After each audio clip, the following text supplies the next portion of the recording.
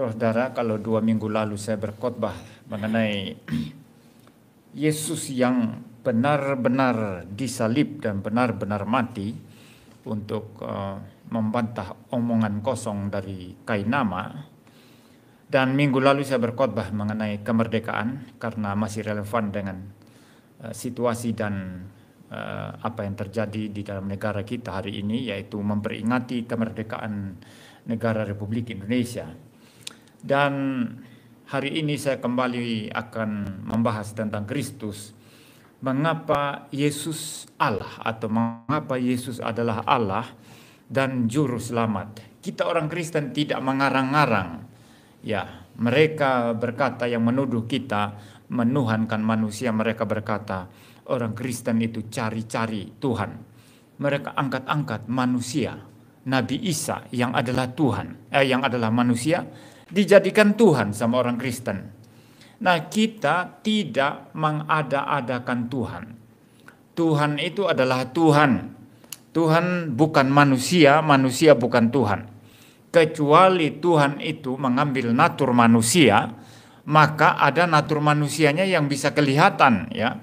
Tetapi Tuhan, kealahan Tuhan itu sendiri tidak mungkin berubah menjadi manusia. Nah, banyak pendeta yang bodoh, yang tidak belajar, yang mengatakan Tuhan Maha Kuasa.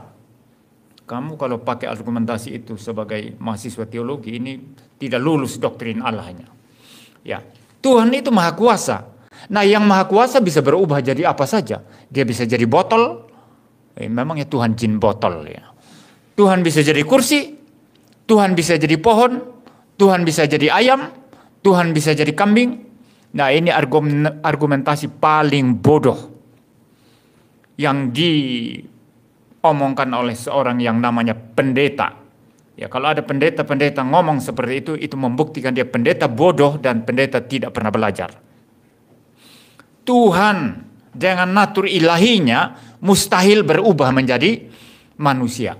Pengertian kita tentang inkarnasi itu bukan Allah berubah menjadi manusia, tapi Allah itu menambahkan, perhatikan baik-baik, menambahkan bagi dirinya natur manusia, sehingga sekarang naturnya ada berapa?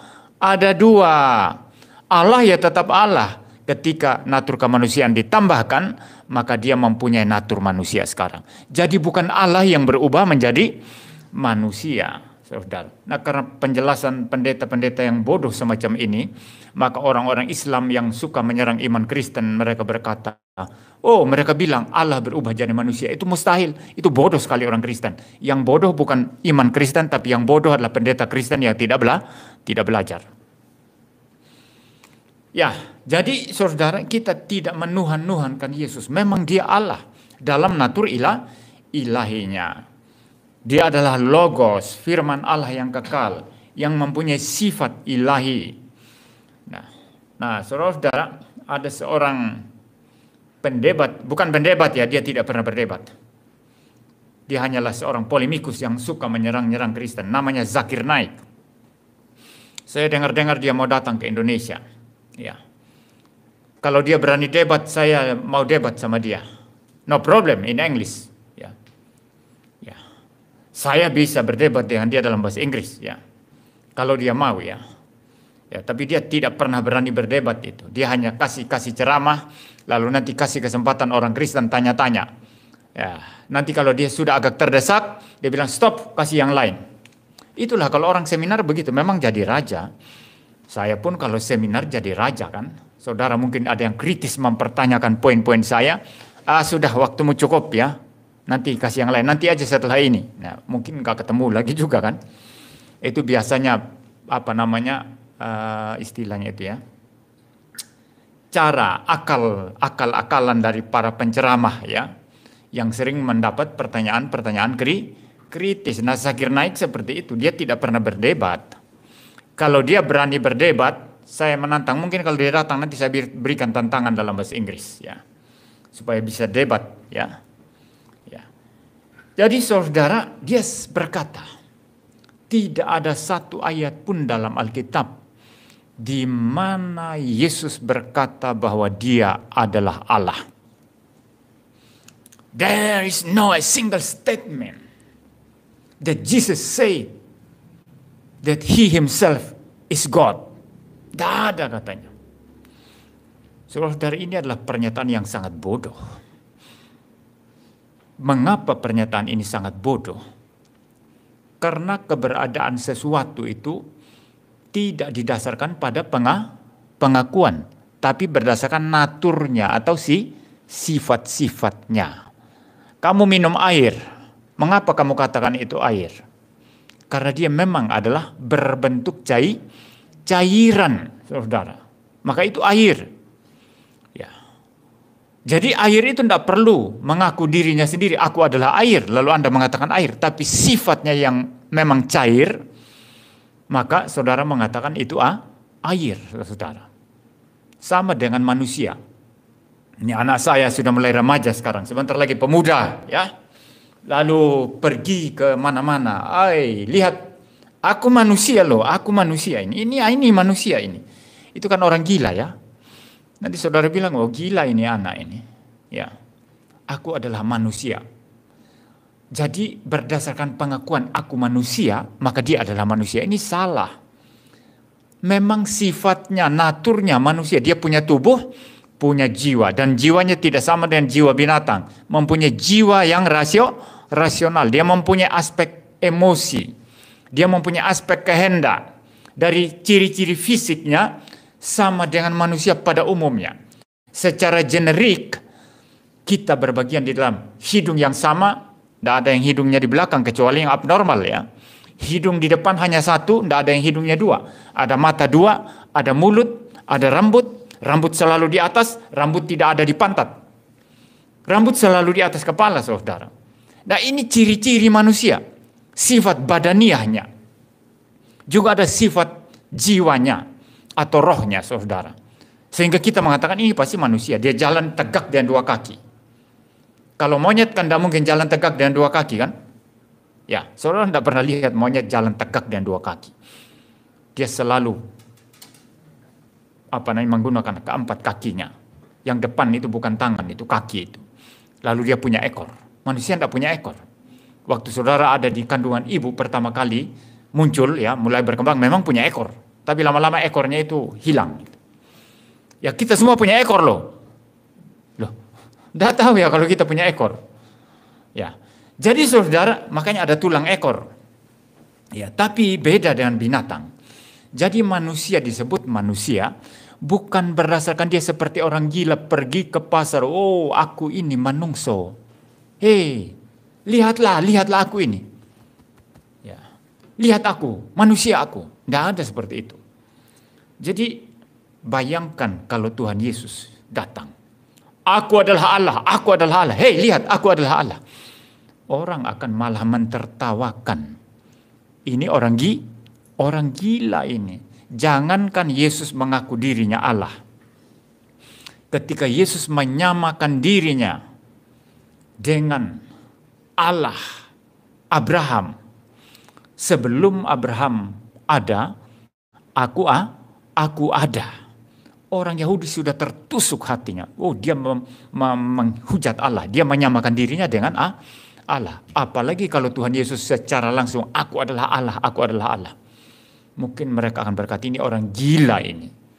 Ya, ini pasti orang gila ini. Jadi saudara, nggak ada itu sesuatu itu menjadi sesuatu karena pengakuan dari mulutnya. Ya, Anda pergi ke pasar beli daging babi, Anda kenapa bisa membedakan daging babi dari daging sapi? Apakah karena daging babi berkata, aku adalah daging babi? Tidak, saudara. Memang ada natur, ada ciri-ciri, ada sifat yang berbeda daripada daging sapi. Lemaknya saja beda, bentuk dagingnya saja beda, warna dagingnya saja beda. Kalau daging babi itu tidak merah, daging sapi itu merah, saudara. Kalau babi itu cenderung lebih pucat itu warnanya daripada daging sapi, saudara. Jadi bayangkan kalau seseorang atau sesuatu itu harus mengaku dirinya dulu, baru dia disebut sesuatu, itu adalah kegilaan, saudara. Anda tahu sesuatu itu lihat dari sifatnya. Cukup. Tidak perlu ditambah-tambah dengan pengakuan-pengakuan. Saudara lihat kertas, ini kertas ya, memang kertas, sifatnya kertas. Ya. Mikrofon, ya karena memang ini mikrofon. Saya pakai untuk bicara saudara. Itu yang live streaming menyaksikan saya, mereka dengar dengan suara yang sangat bagus. Ya, salah satu YouTuber Kristen yang mikrofonnya bagus sekali punya saya. Salah satu saya bilang ya. Yang lain-lain kamera sangat bagus ya, bersih karena mereka pakai kamera yang mahal ya, mungkin pakai mikrofon yang mahal. Tapi kita pakai kamera sederhana, mikrofon sederhana, tapi tahu caranya bagaimana jernih. Karena saya orang biasa susah, orang biasa sulit, jadi mengakal. Kalau orang Jawa bilang itu bukan ngakali, yang ngakali itu menipu, itu berbohong. Itu. Ngakal ya, diakal ya. Saya biasa ngakal sesuatu, semua saya ngakal ya, karena terbiasa susah saudara ya. Jadi ini mikrofon sangat jernih ini, orang-orang bisa mendengarkan. Ya, kenapa disebut mikrofon? Karena apa? Sifatnya memang seperti itu, seperti mikrofon pada umumnya. Dia berbagian secara generik sifat-sifatnya dengan mikrofon pada umumnya. Yesus tidak perlu mengaku diri Allah. Ketika dia mengampuni dosa, dialah Allah. Anda tidak bisa mengampuni dosa orang yang tidak saudara kenal.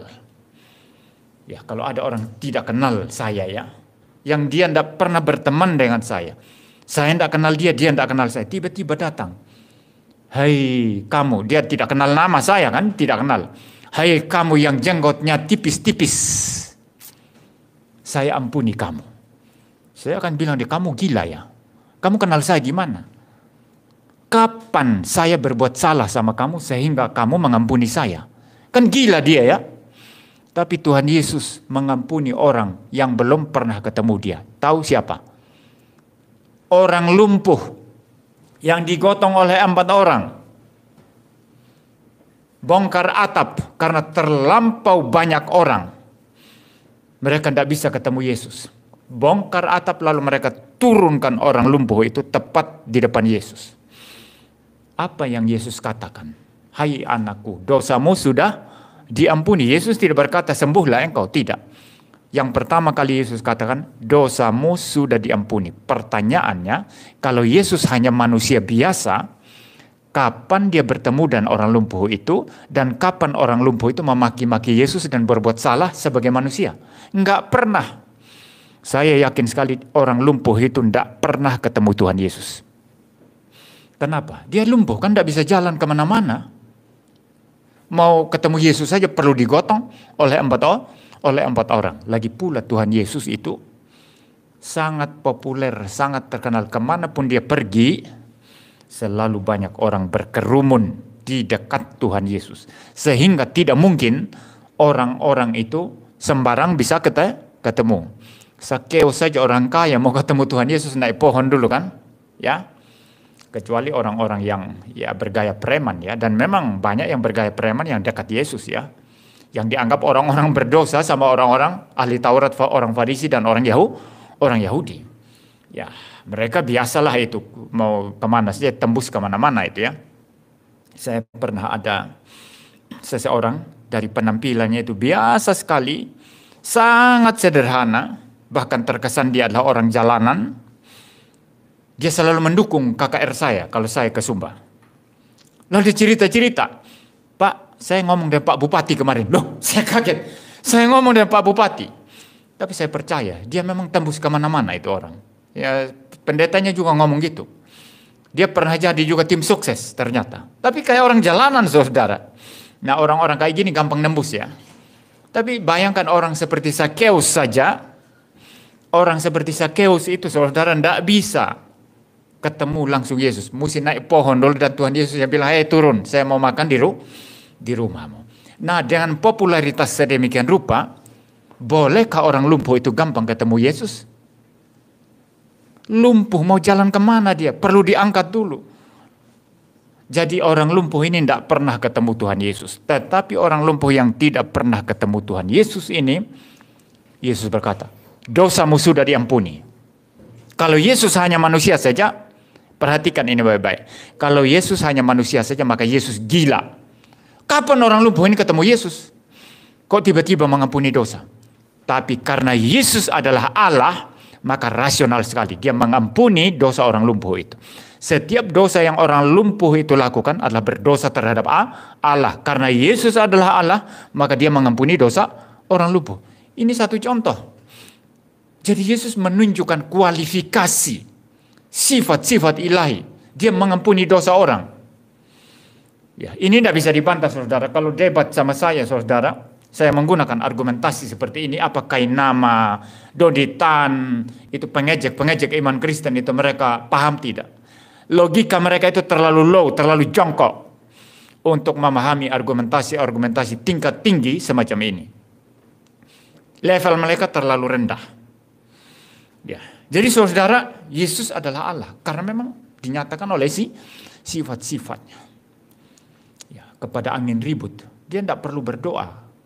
Kalau Nabi harus berdoa dulu, atau paling tidak dia sedang dipegang atau diselimuti oleh kuasa Tuhan.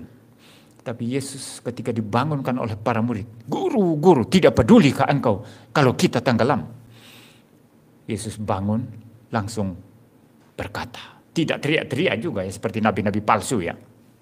Ya, seperti pendeta-pendeta karismatik yang usir-usir setan itu, teriak-teriak histeris. Ada satu video itu pendeta karismatik usir setan. Dia sudah teriak histeris, saudara. Pendeta ini teriak histeris. Sambil ketakutan dia usir setan. Orang yang dirasuki setan itu bangun dari kursinya, badannya besar, saudara. Datang sambil tambah dekat sama pendeta. Pendeta yang mundur sambil usir. Usir setan sambil ketakutan seperti itu, saudara. Yesus tidak pakai kayak gitu, ya. Tuhan Yesus berkata, diam, tenanglah. Cuma 2 kata dalam bahasa Indonesia ya. Diam, tenanglah. Nah, pendeta satu yang di Jakarta itu mau ikut-ikut itu mau usir corona katanya kan. Diam, tenanglah. Corona tidak berhenti 2 tahun baru berhenti. Membuktikan dia omong kosong. Membuktikan dia palsu, ya. Tuhan Yesus tidak perlu teriak-teriak atau tidak perlu berdoa dulu. Dengan kuasa ilahinya dia menenangkan angin ribut. Dia sedang menyatakan, aku adalah pencipta angin ribut. Yesus menyatakan keilahiannya di sana sebagai pencipta angin, pencipta air, pencipta danau, pencipta segala sesuatu. Maka segala sesuatu pun taat kepadanya. Maka murid-murid heran, siapa gerangan orang ini? Angin dan danau pun taat kepada dia. Saudara-saudara, Yesus adalah Allah. Karena dinyatakan oleh sifat ilahinya. Tetapi saudara bisa melihat dia bisa makan, dia bisa jalan-jalan. Itu adalah natur manusianya. 2 natur ini bersatu dalam satu pribadi logos, tapi tidak bercampur, tidak berubah, tidak terbagi, tidak terpisah.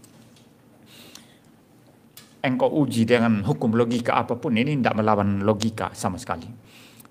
Ya, ini sepenuhnya rasional, sepenuhnya dapat dipahami, sepenuhnya intelligible. Lalu yang kedua, saudara, ya, yang kedua, masalah kesaksian sekarang. Kalau saya berkata, nih, saya ini orang hebat. Saya orang hebat. Saudara, kalau ada orang datang kepadamu, aku adalah orang hebat. Saudara langsung percaya enggak? Langsung percaya enggak? Kalau saya bukan masalah percaya apa enggak percaya, langsung ini orang, no, ini enggak masih hitungan saya. Biasanya orang enggak hebat itu, saudara, ngaku-ngaku hebat, ya. Baru belajar karate sedikit saja, disenggol sedikit, gitu ya. Mulai keluar jurusnya, saudara. Itu membuktikan dia itu orang kerucu. Ya. Kalau ilmunya tinggi itu tenang aja. Ketika ada gerakan mencurigakan pun di sekitar, dia tetap tenang aja. Kenapa bisa begitu, saudara? Kan dia anggap itu tidak mengganggu sama sekali dia. Kecuali yang mengganggu baru dia bereaksi. Ada cerita tentang Presiden Soeharto, saudara. Saya tidak mendukung Soeharto ya, bahwa dia adalah presiden terbaik. No. Ya, Soeharto banyak kelemahannya ya. Dan kita sudah tahu kan, itu sebabnya ada reformasi. Tapi Soeharto ini, saudara, tentulah dia adalah seorang yang punya jiwa besar ya, bukan jadi presiden kaleng-kaleng begitu jiwanya gampang dibentak, gampang ciut ya, enggak lah ya. Itu sudah dia adalah seorang militer ya, sudah kawakan di dalam peperangan, dalam memimpin, dalam menghadapi orang ya. Dia makan-makan dengan, kalau saya tidak salah itu masih familinya, itu orang kaya zaman Soeharto, namanya Probo Sutejo, pengusaha itu. Saudara cari di Google nanti, ketik Probo Sutejo nanti muncul itu. Makan-makan, mereka makan berdua. Di Cendana kalau saya tidak salah itu. Cendana itu rumahnya Soeharto ya. Presiden Soeharto. Mereka makan-makan, tiba-tiba listrik mati. Listrik mati dan kucing, ada kucing tidak tahu dari mana itu melompat, nyang gitu. Probo Sutejo panik, kaget dia, panik. Soeharto apa yang dia kerjakan? Tetap makan dengan tenang, saudara. Makan. Ini ciri khas orang jiwa besar. Ya. Makan dengan tenang, nggak panik. Nah, di kemudian hari Probo Sutejo cerita itu, heran saya Soeharto ini katanya. Presiden ini heran. Nggak panik sama sekali. Kenapa nggak panik? Dia sudah terbiasa dalam peperangan, paham ya? Sudah terbiasa kalau dia pemimpin panik, hancur. Ya. Nah kalau orang hebat itu seperti itu saudara. Saya tidak sedang mengatakan memuji-muji Soeharto ini, bukan ya. Tapi itu memang fakta yang pernah terjadi. Bayangkan kalau ada yang berkata, ini aku hebat sekali loh. Hebat sekali, sedikit-dikit pamer, dikit-dikit pamer. Baru juga belajar satu jurus ya di karate, dikit-dikit pamer. Saya pernah dulu waktu SMA. Orang baru belajar kempo. Kalau di Sumba itu, di kota Waingapu itu kempo yang lebih terkenal daripada karate. Kempo itu katanya itu riwayatnya itu dulu dari kungfu ya. Ya, tapi kemudian kempo itu dari Jepang apa Korea ya, sekitar itulah. Tapi dari kungfu asalnya, kemudian jadi kempo gitu ya. Ya, jadi ada famili kami orang Matalu itu yang punya tingkat tinggi kemponya itu. Dia pelatih di seluruh kota itu. Nah saudara, ada murid teman SMA saya. Baru belajar kempo dia. Kalau saya tidak belajar itu sama sekali saudara. Tidak belajar silat, tidak belajar apapun ya. Tapi walaupun saya kurus, saya rajin push up. Waktu SMA itu. Rajin katanya orang itu kasih naik badan. Gitu ya, kasih naik badan. Rajin angkat-angkat lah begitu ya. Jadi cukup merongkol walaupun kurus. Waktu itu kan merokok. Saya masih merokok waktu itu ya. Saya berhenti merokok umur 25 tahun. Saya merokok, masih panjang rokok saya. Dia datang, minta rokoknya katanya. Loh, sebentar dulu, saya biasa anak SMA kan gitu ya, minta-minta rokok gitu ya.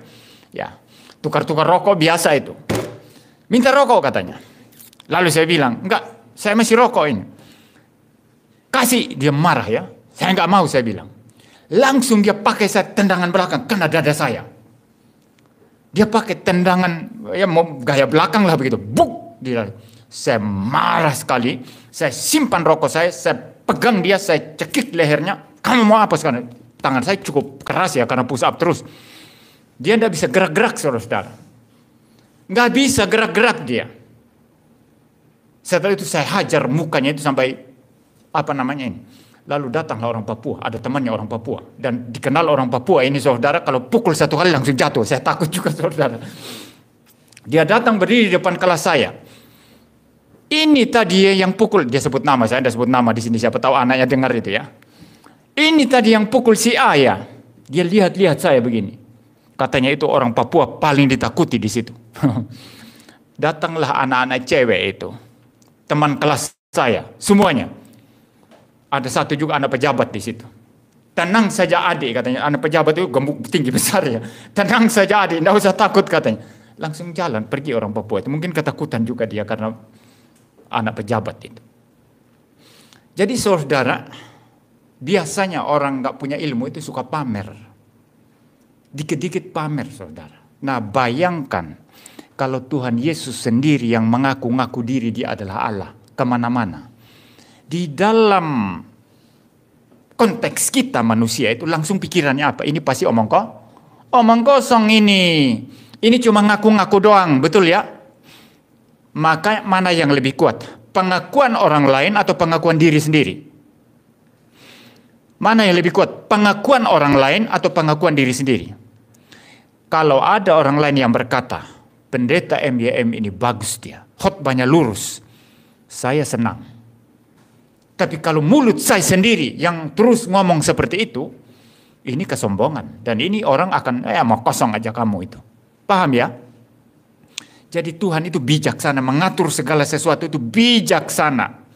Pengakuan itu tidak keluar dari mulut Yesus. Walaupun kadang-kadang muncul dari mulut Tuhan Yesus. Seperti dia katakan, sebelum Abraham ada, aku ada. Itu sudah menyatakan dia Allah itu. Tapi lebih bijaksana kalau para saksi mata yang menyatakan demikian. Para murid, para rasul, orang-orang Kristen yang mengatakan demikian. Dia adalah anak Allah. Dia adalah juru selamat. Dia adalah Tuhan. Dia adalah Mesias. Bahkan orang-orang banyak pun yang takjub. Mereka berkata apa? Ini bukan orang biasa. Sungguh dia adalah Mesias. Lebih bagus kata-kata itu keluar dari Rasul Petrus. Engkau adalah Mesias, anak Allah yang hidup. Jadi saudara, orang seperti Zakir Naik bilang, dari mulut Yesus, itu kebodohan. Ya, itu pamer. Itu sesuatu yang tidak mungkin dipercaya manusia. Tapi kesaksian orang-orang yang menyaksikan Yesus, yang mengatakan dia anak Allah, dia adalah Allah, dia adalah Logos, sebagaimana dikatakan Yohanes. Itu jauh lebih kuat, jauh lebih, kalau istilah, apa itu istilah bisnis atau istilah itu, jauh lebih bona fide. Maka jangan cari pengakuan bagi diri kita sendiri. Tapi kalau orang lain mengakui kita, itu hebat sekali, bagus sekali. Bersukacitalah saudara, kalau orang lain mengaku sesuatu tentang kehebatan saudara, kebaikan saudara. Tapi kalau mulut diri sendiri yang mengaku, itu menjadi sesuatu yang sangat-sangat tidak elok. Sama sekali bahkan mungkin menimbulkan ejekan. Jadi segala sesuatu diatur oleh Tuhan itu begitu tertib, begitu teratur. Kalau ikut cara Zakir Naik itu, maka Tuhan Yesus itu terlihat bodoh. Ya, ngaku-ngaku terus kemana-mana, akulah Allah, akulah Allah. Tidak perlu. Itu yang kedua ya. Jadi prinsipnya apa? Lebih baik dipuji orang daripada memuji diri sendiri. Lebih baik diakui orang daripada mengaku diri sendiri. Ketiga, bagi kita orang Kristen, kesaksian Alkitab itu cukup. Tidak perlu ditambah, tidak perlu dikurangi. Ya, walaupun orang luar sana menggoyang-goyang, mengobok-obok iman kita, di mana Yesus berkata dia adalah Allah. Alkitab cukup. Alkitab adalah firman Allah yang diilhamkan, diwahyukan oleh Allah.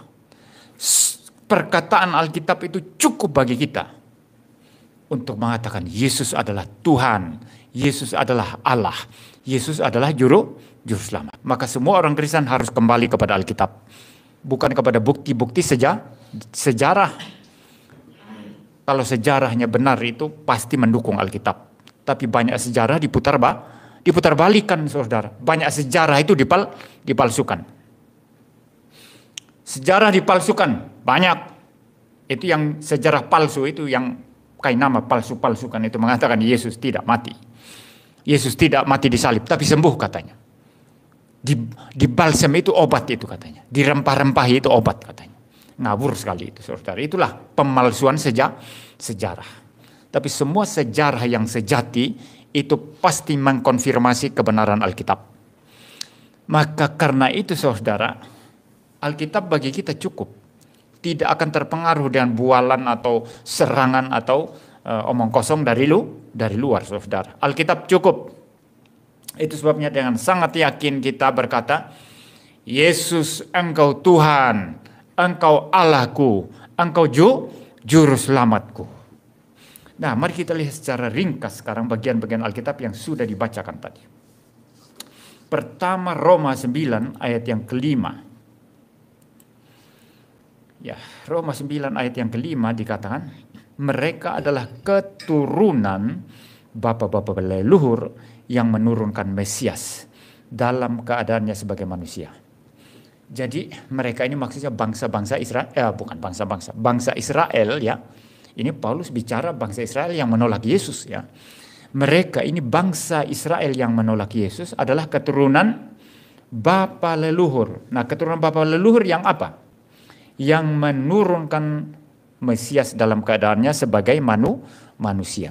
Sudah jelas di sini sebagai manusia, sebagai Mesias yang dilahirkan, yang adalah keturunan orang Israel, Yesus adalah manusia. Selanjutnya, ya, yang ada di atas segala sesuatu. Ia adalah Allah yang harus dipuji sampai selama-lamanya. Amin. Paulus di sini clear menyatakan sebagai Mesias yang diturunkan oleh leluhur bangsa Israel, dia adalah manusia. Paham ya? Tapi dalam keadaan ilahinya apa? Ia adalah Allah yang harus dipuji sampai selama-lamanya. Maka di sini doktrin Erastus Sabdono itu dibantah dengan sendirinya oleh Alkitab yang mengatakan Yesus hanya manusia saja yang diangkat jadi Tuhan. Tapi Alkitab di sini mengatakan dia adalah Allah yang dipuji selama-lamanya. Yesus itu, Mesias itu, yang diturunkan dalam keadaannya sebagai manusia, dalam kemesiasannya. Dia adalah Allah yang harus dipuji selama-lamanya. Pegang ini ayat ini baik-baik ya. Nanti kalau ada orang-orang yang sama seperti Erastus Sabdono, saudara bantah dengan ayat itu. Itu bohong aja itu kamu, itu bilang sama mereka yang punya ajaran semacam itu. Kamu bohong aja. Memang ini ya sebagai Mesias dia adalah manusia. Diturunkan oleh leluhur bangsa Israel. Tapi dikatakan apa? Dia adalah Allah yang harus dipuji selama-lamanya. Mari kita percepat aja. Kita ke Filipi pasal 2 ayat yang ke-6. Yang walaupun dalam rupa Allah. Ya, rupa Allah, morfeteo ya. Tidak menganggap kesetaraan dan Allah itu sebagai milik yang harus dipertahankan. Kita stop di sini aja saudara ya. Karena kita tidak sedang mempelajari tentang kerendahan hati atau perendahan diri Kristus. Ya. Dia dalam rupa Allah katanya. Maksudnya apa di sana rupa Allah? Kalau Erastus Sabdono itu mengatakan dia sempurna secara moral. Itulah yang dimaksud rupa Allah di sini. Dia sempurna secara moral. Maka kita pun harus sempurna secara moral sama seperti Yesus. Maka kita nanti sama dengan Yesus. Maka Yesus adalah manusia sempurna. Ini tafsiran yang ngawur sama sekali saudara. Yang dimaksud dengan morfe di sana, rupa Allah, diterjemahkan rupa Allah di sini oleh LAI saudara, itu maksudnya dia dalam sifat ilahinya.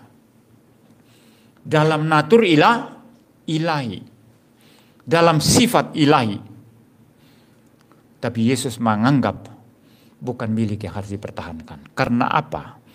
Dia mau menjalankan karya penebusan, maka dia merendahkan dirinya sedemikian rupa. Mari kita lanjut sekarang. Jadi Yesus adalah Allah. Sifatnya adalah sifat Allah. Lanjut, Titus pasal 2.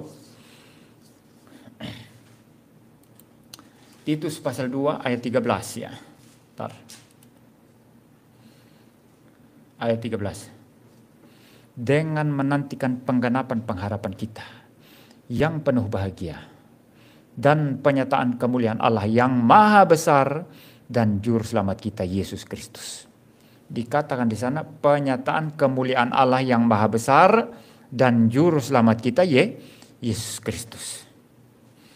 Saudara-saudara, tidak ada pembedaan yang jelas di sana dalam pengertian ya. Mungkin kalau begini bunyinya ya, coba saya ubah sedikit. Dan penyataan kemuliaan Allah Bapa yang maha besar, dan juru selamat kita Yesus Kristus. Kita lihat di sana ya, bahwa Allah yang maha besar maksudnya Allah Bapa, dan juru selamat maksudnya Tuhan Yesus. Tidak ada di situ saudara. Kemuliaan Allah yang maha besar dan juru selamat kita Yesus Kristus. Yesus Kristus berarti disebut Allah maha besar di sana. Saya mencoba membandingkan dengan terjemahan versi King James saudara. Titus pasal 2 ayat 13 ya. Saya membaca ya. Ya, versi King James. Looking for that blessed hope and the glorious appearing of the great God and our Savior Jesus Christ. The glorious appearing, ya, penampakan yang mulia, yang agung dari Allah Maha Besar dan Juru Selamat kita Yesus Kristus. Juga di sana tidak ada semacam tadi, ya, pemisahan begitu, ya, appearing of the great God, ya, which is the Father, gitu ya. Kalau saya tambahkan, saya ubah sedikit ya dalam bahasa Inggris, ya. Looking for the blessed hope and the glorious appearing of the great God, which is the Father, and our Lord and our Savior Jesus Christ. Nah, kita memang akan berkata ini maksudnya Allah Bapa yang the great God dan Savior ini Tuhan Yesus. Tapi tidak, ini langsung disambung sini. The great God and our Savior Jesus Christ. Berarti Allah Maha Besar itu siapa? Yesus maksudnya. Mari kita buka ayat terakhir. 2 Petrus 1 ayat 1.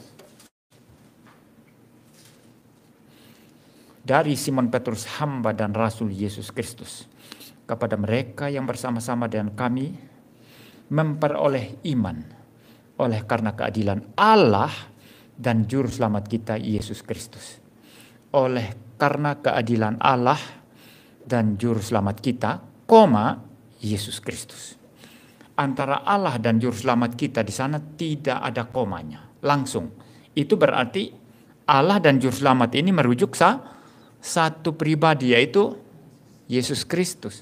Saya membandingkan dengan versi Inggris. Kali ini saya membuka NIV, ya. 2 Peter 1 verse 1, ya. Saya baca, ya. Simon Peter, a servant and apostle of Jesus Christ, to those who through the righteousness of our God and Savior Jesus Christ have received a faith as precious as ours. Jadi saudara, juga nggak ada pemisahan di sana. Dikatakan the righteousness of our God and Savior Jesus Christ. Langsung. Jadi siapa yang dimaksud itu dalam versi LAI, ya? Karena keadilan Allah dan Juru Selamat kita. Siapa Allah dan Juru Selamat kita? Yesus Kristus. Ini hanya beberapa bagian yang saya buka. Masih banyak bagian-bagian lain kalau kita telusuri, kita kupas semua. Termasuk Yohanes 1 ayat 1, pada mulanya adalah firman. Firman itu bersama-sama dengan Allah dan firman itu adalah Allah. Yohanes 1 ayat 18. Tidak ada seorang pun yang pernah melihat Allah, tetapi anak tunggal Allah yang duduk di pangkuan Bapa. Anak tunggal Allah duduk di pangkuan Bapa. Siapa manusia pernah duduk di pangkuan Bapa? Kalau Anda berani berkata, saya pernah duduk di pangkuan Bapa di dalam kekekalan, Anda adalah orang gila yang paling ekstrim. Kasihan sekali nasib Anda. Tapi dikatakan anak tunggal Allah yang duduk di pangkuan Bapa. Siapa dia? Yesus Kristus. Kenapa dikatakan duduk di pangkuan Bapa? Ini simbolik bahwa dia berada bersama Bapa dalam kekekalan. Memang dia firman Bapa. Firman Bapa, kata-kata Bapa, bijaksana Bapa, hikmat Bapa. Sama seperti Anda tidak bisa dipisah dari hikmatmu, dari pengetahuanmu, yang kemudian keluar pakai pita suara, diartikulasikan oleh lidah dan bibirmu, mulutmu, menjadi kata-kata. Ya, kata-kata Anda itulah Anda. Maka ada pepatah Inggris itu, what you think you are. Ya. What you think you are. Apa yang kau pikir itulah kamu. Kalau uang, ya nilai hidupnya ya uang lah. Ya, betul ya. Tapi kalau kita ini bodoh sekali, ya. Orang-orang umumnya di Indonesia ini. Apa yang kau punya itulah kamu. Baju bagus, jam tangan bagus, kendaraan bagus, rumah bagus, itulah kamu. Salah. Tapi apa yang ada dalam hatimu, dalam pikiranmu, itulah kamu. Itulah jiwamu, betul ya? Betul kan? Itulah jiwamu, saudara. Maka pepatah Inggris yang mengatakan what you think you are, what you think you are itu ya benar sekali itu, saudara. Nah, bagaimana Anda bisa memisahkan Bapa dari firman-Nya, dari hikmat-Nya, dari bijaksananya? Kitab Amsal mempersonifikasikan hikmat. Hikmat berseru di jalan-jalan. Seolah-olah hikmat itu adalah pribadi. Tapi memang adalah pribadi. Dan itu jelas dalam Injil Yohanes. Pada mulanya adalah firman. Firman itu bersama-sama dengan Allah. Dan firman itu adalah Allah. Ini teologi logos dan hikmat. Itu saja, saudara, butuh pembahasan kelas berseri-seri itu. Kalau masih kurang, fakta pengakuan Yesus sendiri yang mengatakan, aku adalah. I am the light of the world. Saya adalah terang dunia. Iya, saudara. I am the way and the truth and the life. Aku adalah jalan dan kebenaran dan hidup. I am the bread of life. Aku adalah roti hidup. I am the good shepherd. Aku adalah gembala yang baik. Kenapa aku adalah? Saudara ingat apa? Ingat siapa yang berkata, hey Moses, I am that I am.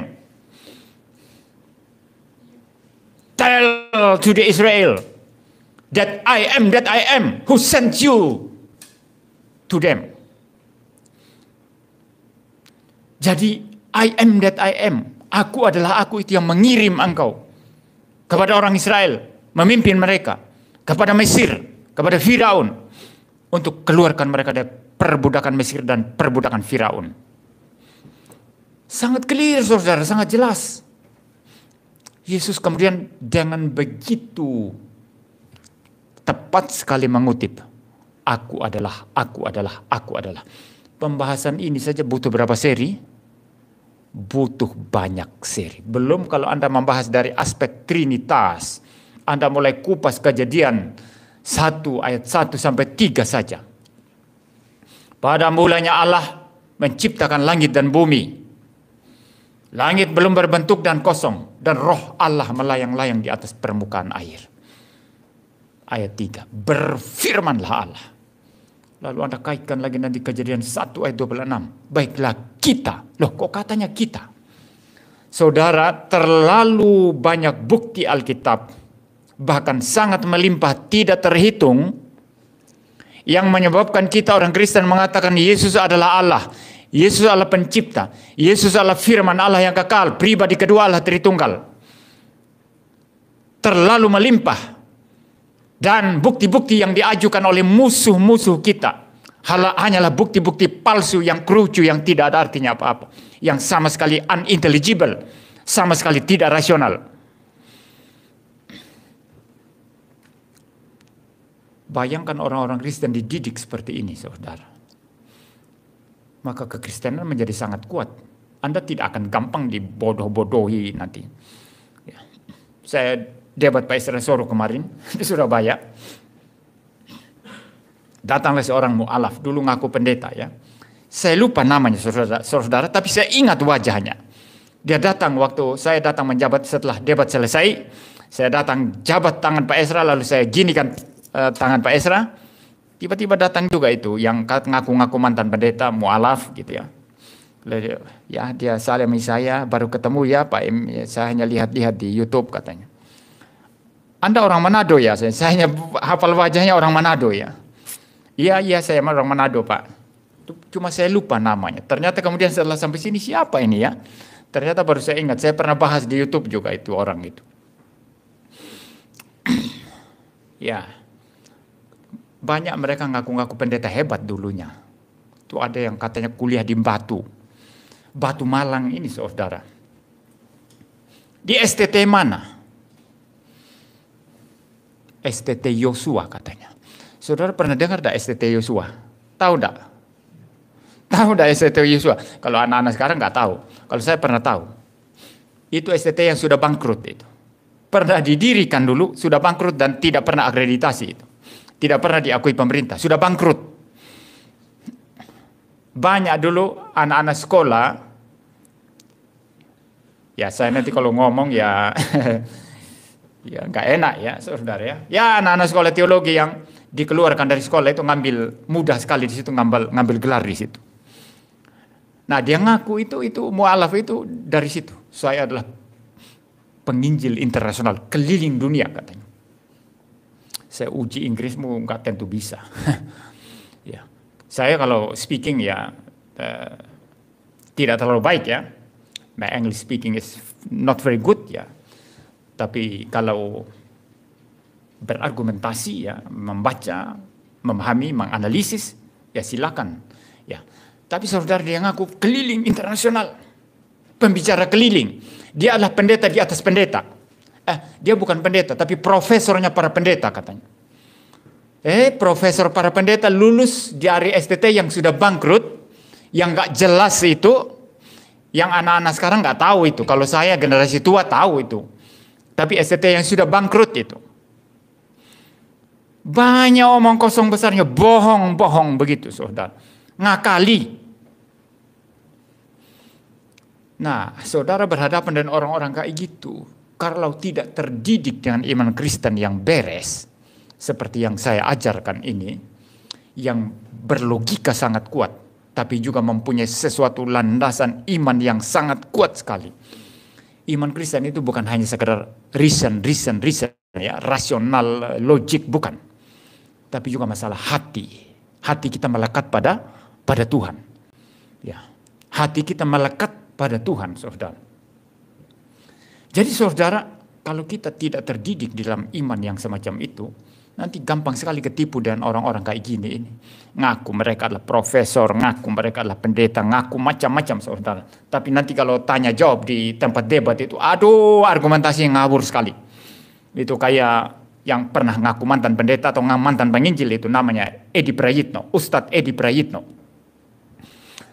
Menanyakan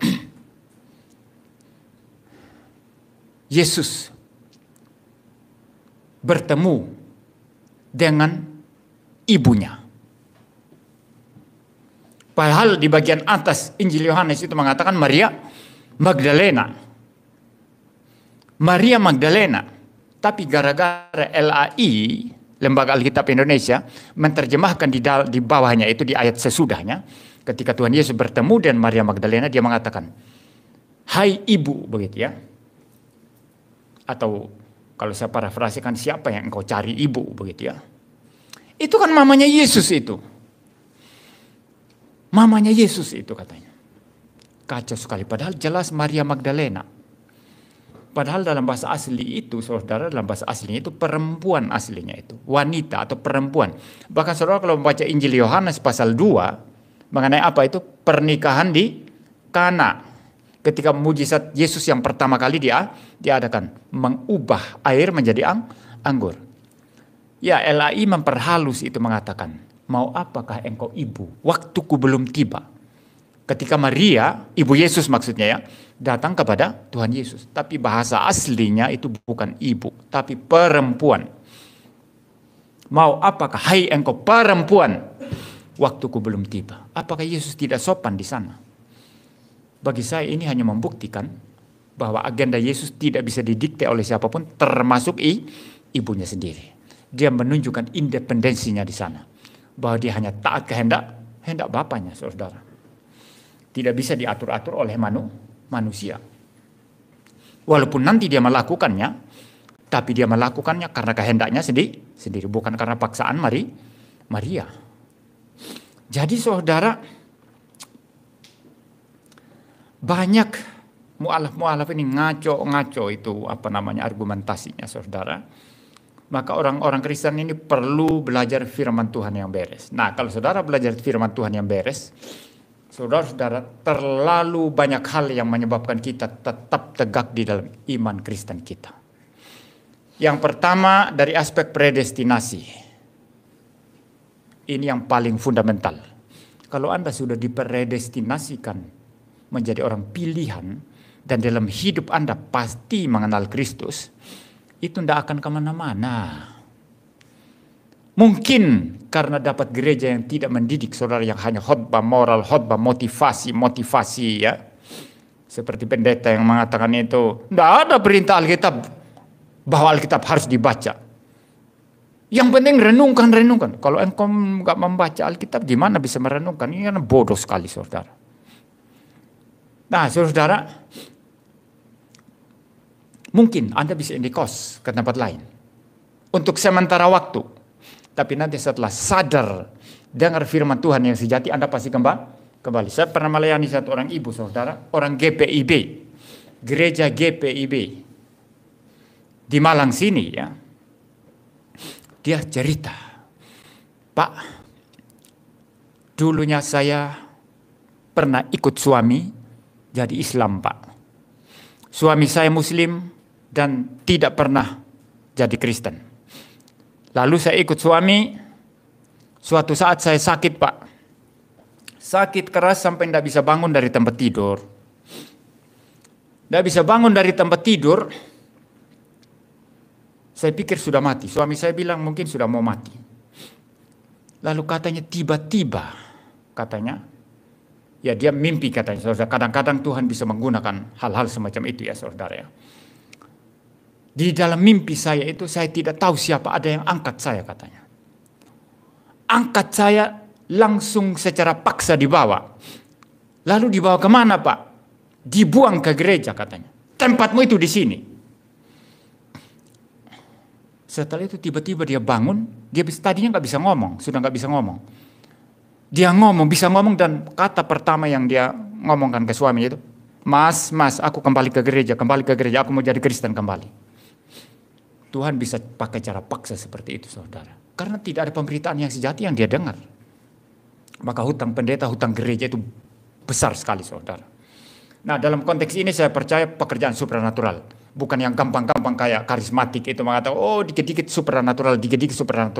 Mudah sekali ya, Tuhan berkata kepada saya. Itu dia tidak berkata Tuhan berkata, tapi dia mimpi katanya. Tiba-tiba ada orang kuat, tiba-tiba langsung angkat, dia paksa lemparkan ke gereja. Ya, orang yang sudah dipredestinasikan Tuhan untuk menjadi orang percaya, pasti dia tetap di dalam Kristus. Mungkin karena kurang pengajaran, karena imannya lemah, dia bisa sementara indekos di tempat lain, tapi bisa kembali lagi. Kedua, yang memegang kita ketiga pribadi Trinitas. Bapa merencanakan di dalam predestinasi tadi. Anak membayar kita dengan darahnya yang mahal dan juga dengan ketaatannya dari lahir sampai mati yang memberi hidup kekal. Darahnya untuk membereskan dosa kita. Ketiga, Roh Kudus berdiam dalam diri kita. Alkitab berkata roh yang ada dalam diri kamu lebih besar daripada roh yang ada dalam dunia. Menggenggam kita saudara. Tiga pribadi Trinitas. Siapa bisa batalkan rencana Bapa? Kalau sampai ada yang bisa batalkan rencana Bapa, dia jadi Tuhan. Bapa berhenti jadi Tuhan. Paham ya? Masa bisa setan batalkan rencana predestinasi Bapa? Siapa bisa membatalkan ketaatan Kristus yang memberi hidup kekal dan darahnya yang tertumpah untuk membereskan dosa? Siapa bisa batalkan itu? Gak ada. Siapa bisa bongkar bangkir Roh Kudus yang sudah berdiam dalam diri kita menjadi meterai keselamatan? Gak ada. Predestinasi dipegang oleh Trinitas. Kedua, di dalam hidup saya sendiri saudara, tidak ada yang lebih rasional, yang lebih dapat dipahami, yang lebih bermakna, lebih bernilai daripada ajaran Kristen. Saya nggak akan mungkin menukarkan mutiara dengan sesuatu yang bukan mutiara, emas dengan sesuatu yang bukan emas. Ini hanya datang satu kali satu minggu, tapi kalau kita mengupas berseri-seri ajaran Alkitab itu terlalu banyak kekayaan keindahannya, di mana seluruh filsafat tidak ada apa-apanya, kecuali kita memperbudak filsafat untuk mengajarkan, memperjelas Alkitab. Anda bisa memperbudak filsafat Plato memperbudak filsafat Aristoteles, memperbudak filsafat Immanuel Kant dan semua para filsuf untuk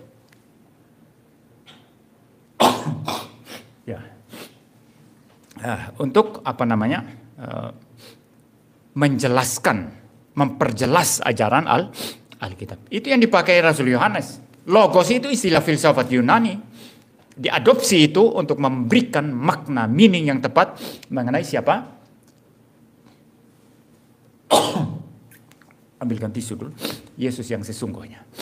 Jadi saudara-saudara, kalau saudara memperhatikan, bagi saya sendiri saudara dan bagi banyak orang Kristen yang sungguh-sungguh memahami iman Kristen, tidak ada yang lebih indah, tidak ada yang lebih dalam, tidak ada yang lebih hebat, tidak ada yang lebih rasional, tidak ada yang lebih bernilai, tidak ada yang lebih bermakna daripada ajaran Alkitab. Tidak ada saudara, tidak ada. Alkitab unggul di atas segalanya. Ketiga sudah ini ya. Keempat, dari aspek subjektivitas. Kalau tadi masalah predestinasi itu objektivitas. Ya, dari aspek objektifnya. Masalah dipegang Trinitas, aspek objektif. Iman Kristen, ajaran Alkitab sangat-sangat bermakna, bernilai, sangat-sangat rasional, intelligible. Itu adalah objektif. Tapi dari aspek subjektif, kalau engkau sudah pernah merasakan persekutuan dengan Kristus, engkau merasakan hubungan yang pribadi dengan Tuhan, tidak mungkin engkau ganti itu dengan yang lain. Itu sebabnya para murid rela mati. Mau ganti hubungan saya dengan Kristus yang sangat kaya, bahkan sejak kecil saudara, karena dididik oleh gereja yang kurang menegaskan firman Tuhan yang sejati. Tapi sejak kecil saya mengalami perjumpaan dengan Tuhan. Saya cerita sebagai penutup ya. Waktu saya masih kecil sekali, masih SD. Saya tidak tahu kelas 4 atau kelas 5 atau mungkin kelas 6 SD. Ya masih kecil sekali. Saya ini ngali, kalau kecil orang suka bilang ngali. Kalau bahasa Jawanya apa ya? Bahasa Indonesianya apa ya? Enggak tegas gitu kalau orang Jawa bilang. Ya kalau melihat sesuatu gini. Ya. Nanti pensil bolpen jatuh, enggak tahu jatuh kemana, habis itu hilang. Ya sering kayak gitu ya saudara, saya waktu kecil. Kalau menonton sesuatu itu kadang-kadang, serius sekali, tapi ini bagus konsentrasi kan. Tapi saudara, megang apa itu jatuh di mana? Nah, bolpen saya sering hilang, pensil saya sering hilang, bolpen sering hilang. Suatu saat bolpen saya hilang lagi. Nah kadang-kadang saya ngakali, bukan ngakal ya, ngakali. Saya buka buku, ya buka buku gini ya. Saya tutup dengan tangan atau tas atau apalah begitu buku. Padahal pakai bolpen yang sudah nggak ada isinya, karena nggak punya bolpen, sering hilang. Pura-pura tulis, padahal nggak tulis apa-apa. Gurunya mendikte di depan itu, padahal nggak tulis apa-apa, pura-pura tulis. Ini otak kotor saudara. Nah, suatu saat kan nggak punya bolpen, sering hilang. Saya mencuri atau mengambil diam-diam punya papa saya. Dan bolpen itu ditaruh di tas khusus, hanya dipakai sekali setahun untuk menulis rapor. Itu bolpen khusus yang bagus. Menulis nilai rapornya para murid. Karena papa saya guru, papa saya pernah jadi guru SD saya. Nah saudara, suatu saat ketika saya pinjam itu, bukan pinjam, ambil sembunyi. Saya sebelum berangkat ke sekolah mampir ke rumah saudara, ajak dia untuk jalan sama-sama. Ya, namanya ngali-ngali begitu saudara. Mampir ke rumah saudara, bolpen itu jatuh, yang bagus itu jatuh. Jalan sampai di sekolah, mau cari bolpen, tidak ada bolpen. Saya takut setengah mati. Kali ini saya takut setengah mati apa? Bukan karena saya tidak bisa tipu guru, tutup pura-pura nulis ya. Tapi karena itu bolpen papa saya yang paling penting. Kalau sampai ketahuan, saya bisa dihajar itu. Saudara tahu, setelah saya pulang sekolah, saya berdoa. Masih kecil, berdoa dan serius. Tuhan tolong saya, biarlah saya ketemu bolpen itu. Tolong saya berdoa dan serius saudara. Serius sekali.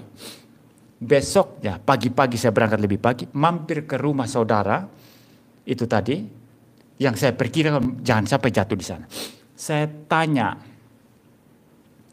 kalau kami di sana namanya itu mama besar ya, kalau di sini bude. Ya.